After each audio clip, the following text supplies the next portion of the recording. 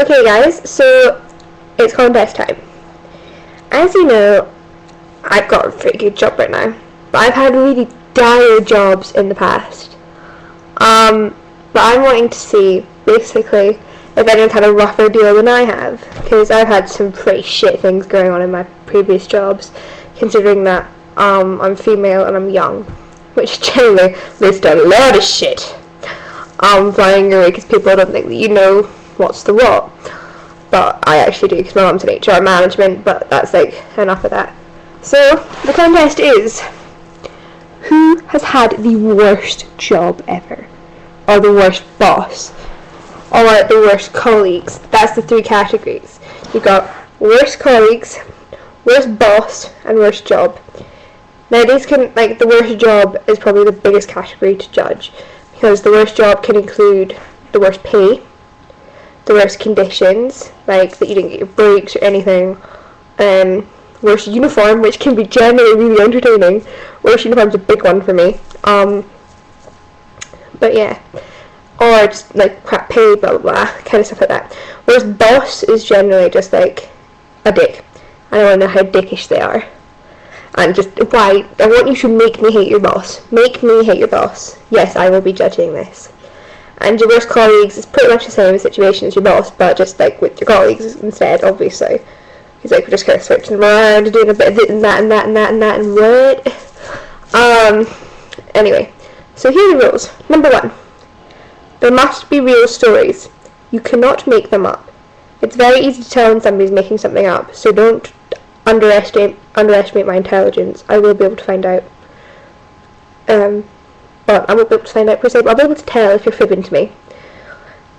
Number 2. To win, you must be funny. You must entertain me with your stories, because I'm a big one for stories and I love people entertaining me. So I'm really wanting a good story on this one coming out. Number 3.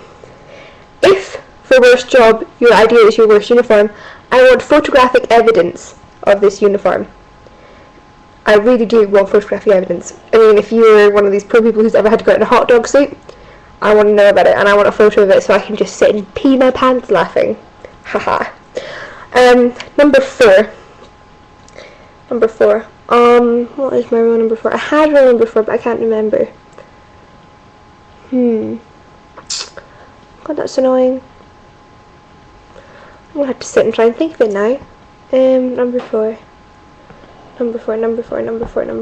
Oh, you cannot name names. I don't want anyone publicly hating on anyone on YouTube, because then that just leads to a lot of difficulties. So, give all your people code names. If I hear and I don't mean like code names like, let's just call her Kim, because we can't like just call somebody Kim, because then her name could actually be Kim, or there could be a Kim that worked there and they get really offended.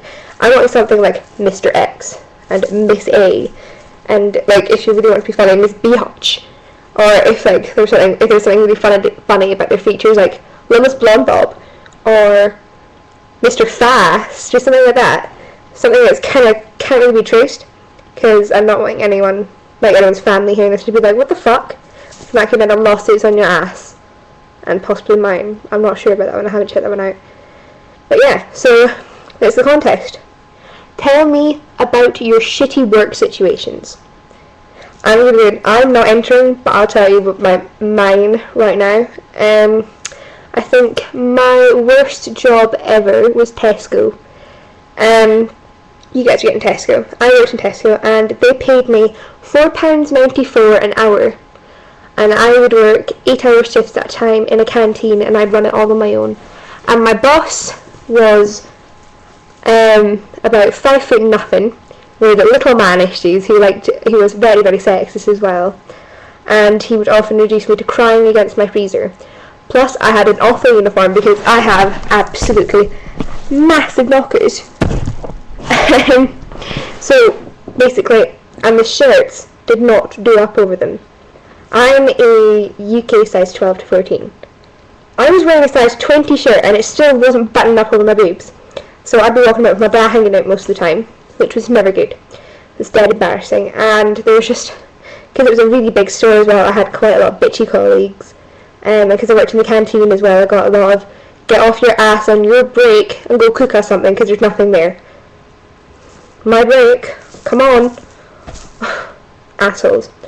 But I think my worst day ever was the day that I did absolutely everything perfectly, and then I went to get changed because I was going to an event thing with my mum.